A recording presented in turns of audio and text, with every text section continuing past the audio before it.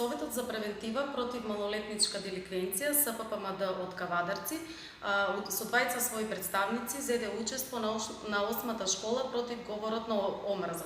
Оваа школа беше организирана од Центарот за интеркултурен диалог ЦИТ од Куманово.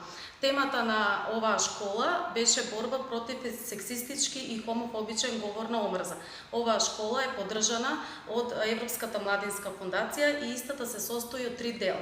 Првиот дел се однесува на обуката која што содржи предавања и работилници за младинските работници на тема говор на омрза, криминал од омрза, справување со криминал од омрза, дискриминација и така натаму. Вториот дел се однесува на локалните активности каде што учесниците кои што учествуваат на школата потоа преземат во своите локални средини активности и работилници на темите поврзани со школата против говорот на омрза, и третиот дел ќе биде еволуционен состанок каде што локалните представници ќе дадат презентација на искуствата спроведени од локалните активности.